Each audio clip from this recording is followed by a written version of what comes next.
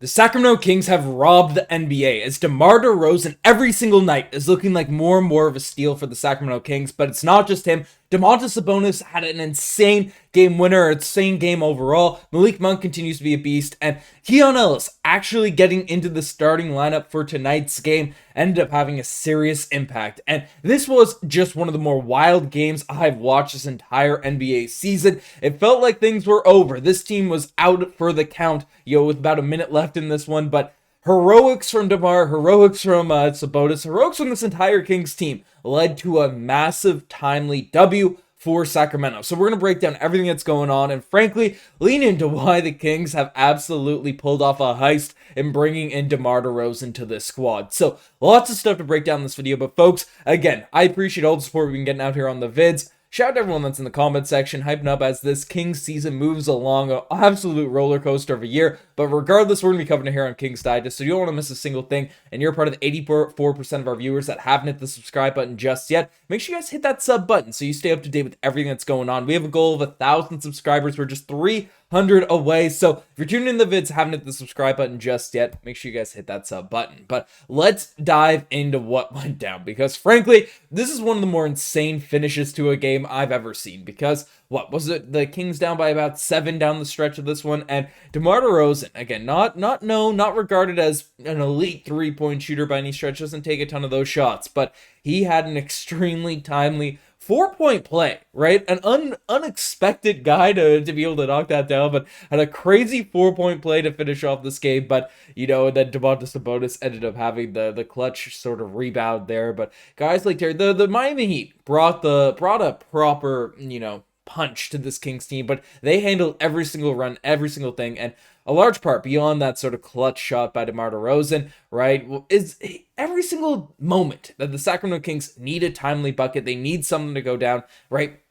And this is what star players do, right? They end up giving you those shots at those timely key moments. And DeMar DeRozan last night, 26 points, 6 assists, 3 rebounds, and frankly, just 2 blocks as well in this game. 10 of 8 shooting from the field. Again, 1 of 2 from the 3-point line. Absolutely ridiculous 3-point shot. But staying on the topic of DeMar, right? Like, he just is able to, whether it's a mid-range jump shot, whether it's a finish around the rim, whether it's getting fouled and then making your free throws. DeMar DeRozan, whenever the Kings need a bucket, whenever they need that shot, whenever they need something to go down, right? DeMar DeRozan is always there to, figure out whether it's clutch, right, in the late fourth quarter, or if it's in the second quarter, the other team has gone and hit a couple threes, so there's some momentum swinging the other way. And we know Mike Brown's probably not going to call a timeout right on time, so it makes DeMar DeRozan even more valuable for your squad, right? Because he is almost, you could nickname him the run stopper, because he can come in and just calm your team down and get you an easy shot. And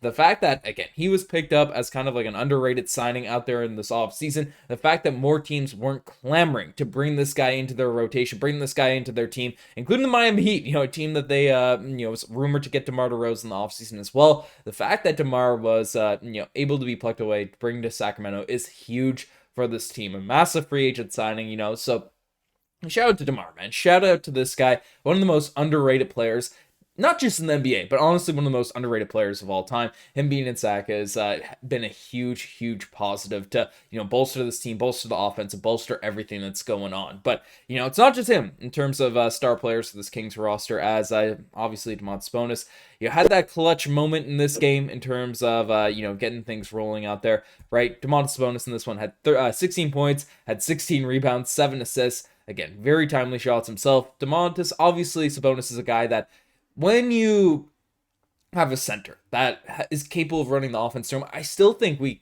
there could be more options ran through Sabonis. I feel like there could be an extra 3-4 possessions a game where you give it to him in the mid post and let him create, because again, he's so effective on those areas, especially when De'Aaron Fox might be taking a breather, might be taking a sit, run 6 minutes of the offense around Domantas Sabonis a little bit more, but again, continues to just have all those all-around moments and just an insane sort of, I don't even know if it was a tip-in kind of floater fading away, off that rebound out there to end off this game. So that was huge. And De'Aaron Fox is also a guy I want to bring up, because, again, there's question marks about his pinky, how it's going to affect his jump shot.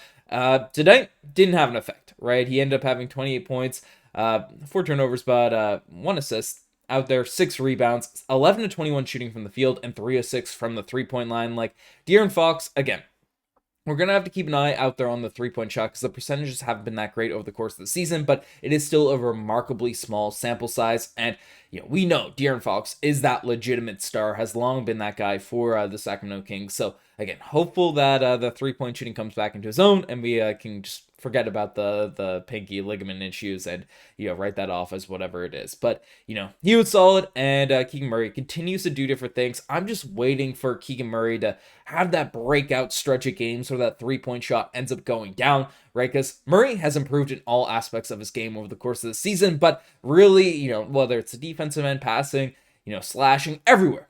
But the 3-point shot just has to catch up because we've seen Keegan Murray have that elite 3-point shooting capabilities, but it just got to catch up because that's going to turn him into another guy that we could debating being a star for Sacramento as well. So, shout out to Keegan Murray continuing to play well, but the guy that had the best plus minus, the guy that, plus minus, which doesn't mean everything by any stretch of the imagination, but Keanu got the start in tonight's game, and you can just tell, like, he fits in so well playing alongside other star caliber players because, again, he's not going to be a real shot creator much for himself. He can knock down the open 3, so he's not a liability out there from that stretch. But the defense that the confidence, he can come out there and guard whoever is out there on the wing for the other team, whatever guard is out there for the other team. And he just brings that level of intensity, brings that level of discomfort to the other team. And tonight, again, had the highest plus minus in this game and had a solid performance, right? Like 7 points for Keanu Ellis is you'll always take. 2 assists, 3 steals in this one, 3 rebounds, 3 of 6 shooting, made 1 3-point shot. And Keanu Ellis, again, just showing why he fits really well in this team. And then you can move someone to the bench because Malik Monk is always going to be effective, always going to be able to get you some timely buckets. And Malik Monk is going to be the guy that finishes games for you. But, if you had Kevin Huerter and Malik Monk as some firepower off your bench because the Kings desperately need to bolster the bench. And I like that Alex Len got some opportunity, got some run in this one because frankly, there needs to be some bigs, even though the plus minus wasn't great, even though he doesn't play that well. Just having a big man out there with, to affect rebounding, to have a positive is positive there. But Trey Lyles is another guy I hope turns it around, hope gets back into his rhythm, gets back into his feel. But, the bench just needs to be bolstered, man. And the Kings have robbed the NBA by getting DeMar DeRozan, by getting him to your team, getting him to the squad. But if there's just more bench depth, where the Kings can reliably bring in players and that can have an effect, that can have some positive impact on this team, then things are really going to change. This team is going to be able to compete, going to be able to, dare I say, slap around some of the more upper echelon teams out there in the Western Conference. So, that's been my sort of push. That's been my sort of, what I've been calling out for Monte McNair to do. But let me know what you guys think in the comment section down below about this Kings win, about this Kings W. You guys are the best thing this far. Subscribe to the channel if you guys haven't already. Again, on that goal, on that journey for 1,000 subscribers. So, excited with the community we're growing. Anyways, I'm signing out. Cheers.